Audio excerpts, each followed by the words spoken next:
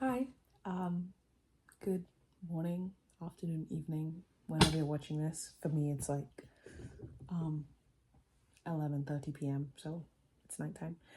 Um, but I just wanted to share. Should I take my glasses off? I feel like the light should probably take off my glasses. No, it's fine. I'll keep them on.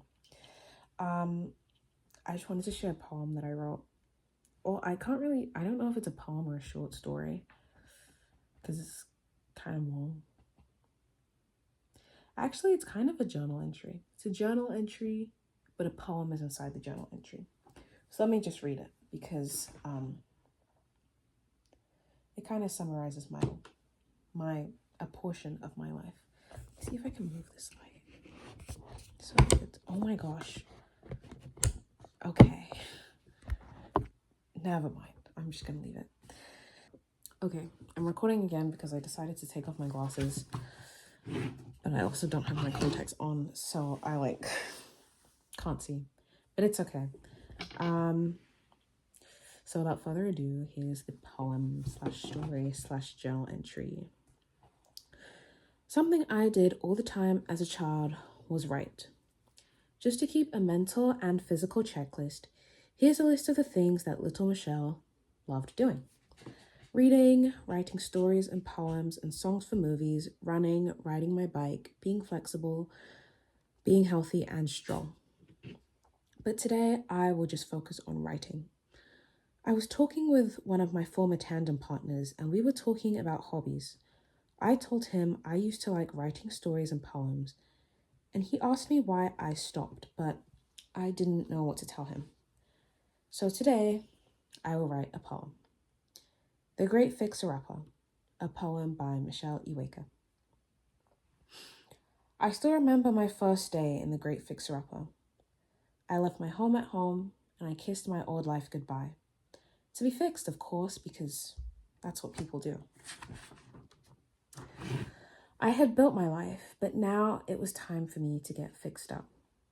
Polished, made better, and brand new, so I gave myself to the fixer-upper because that's what people do. I gave myself over, and the fixer-upper sifted my life, found some things that it didn't quite like. Stable sleep? Can't have that around here. A nonchalant mind? Fine, keep it, said the fixer-upper, but know your consequences. Life is a game, a race, with only a few winners, and the more you run, the more of a winner you'll be. Don't like that idea either? Fine. But the sooner you realize it's the truth, the more mature you'll be. Mature, I liked that word.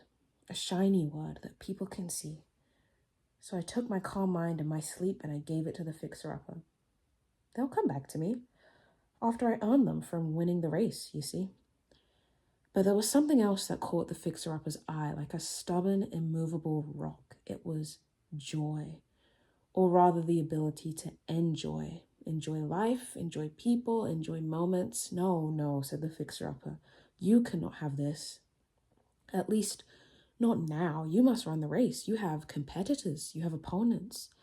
You want to enjoy life after the race is done. You must not waste all your enjoying in the here and now. You should sacrifice. People see that and respect it. Respect, I thought. Another shiny word. I like that.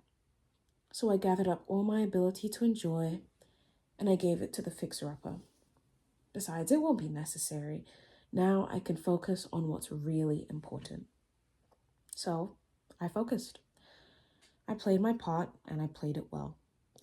The fixer-upper had kept its promises. It was fixing me up, but there was still one little thing that needed to be fixed. Drive and grit I had. Methods and tactics were stored safely under my belt, but the fixer-upper wanted one last thing. Me. It wanted my dreams and my goals, my whys and my why nots. It wanted my ideas, my thoughts, because who needs those anyway when you've been taught to think and function like a machine? Because this is what people do. They give themselves away for the sake of the race. After all, they'll get it back in the end. After the applause and the fame, after shaking hands with the wealthy, rubbing shoulders with the rich after studying the rule book of this game and following the ever so softly spoken rules. You'll get it all back at the end, and it'll be all right. And everything will be all right, right? But now I wasn't so sure, because how would I know that I'm not myself if I don't even remember who I used to be? What will my life be if I give it all away, even for a moment, to live for the sake of others? And how much am I worth to me? How much am I worth to me? That question rolled around my mind like a rusted penny. How much? How much? And there I was, face to face with the question I had never really given myself the luxury of sitting with. The question I never let myself ask, and the question that the fixer-upper had never wanted me to answer. So I sat with the question, and I pondered, and for a second, I let the race run right on by, and I tried to figure out what made me, me. My dreams and my goals, my whys and why nots, my ideas and thoughts, the things that gave me joy and peace of mind and rest. But were they valuable? I wanted to know, so I looked outside myself. I searched the wind, but it gave me no answer. The clouds, but they offered no response. I looked to the stars, but even they just looked back at me. And this made me feel small. I didn't like this. Why can't anybody just tell me? I know the wind is important, the clouds and the stars, but what about me? What am I worth? Then the wind blew me backwards. The clouds gathered in a dense, intimidating mass, and the stars made me feel smaller and smaller. You tell us, they cried. You are more powerful. We are born with our value and we cannot change, but your value lies in your word. You are as valuable as you believe. I am as valuable as I believe. So what do I believe? I thought about it. And instead of thinking back, I thought forwards. And I thought forwards and forwards until I was an old lady in my bed. The details of my past folded in the wrinkles on my cheeks and the moments of my life trapped behind my eyes. Only a story can release them. And what story would I tell? To my children, to my grandchildren, to the nurse who changed my sheets, to the volunteers who came once a week to play bingo with me. What story would I tell? One of bondage or freedom? One that was fixed up, or one that knew what it meant to be broken? One that felt joy and peace and rest, or one that was scared to feel? One that gave herself away to perfection, or one that chose to find the perfection within herself? The treasure, the joy, the peace, the rest, the value that was within herself the whole time.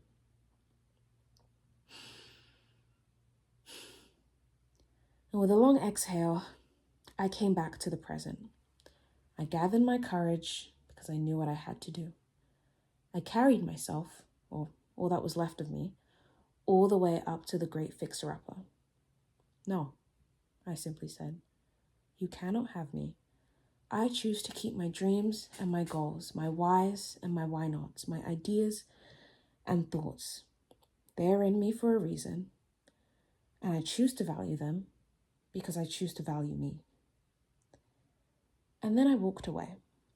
And what did the fixer-upper say? Well, I couldn't afford to know. I couldn't afford to be swept back into the fixer-upper's cold, mechanical arms. I found my value, so I chose to discover it. The wealth and the worth with which I had been created with.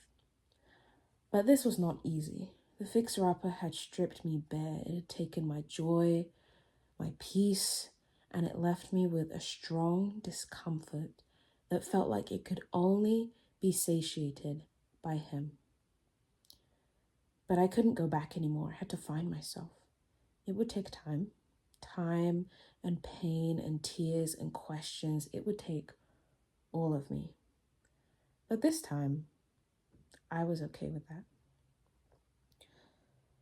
So I chose to start with what I knew about myself, about my past, about the person that I almost became before I chose to be who I am. So I wrote about my first day in the Great Fixer-Upper, about how I left my home at home and kissed my old life goodbye. To be fixed, of course, because that's what people do. Thanks for watching.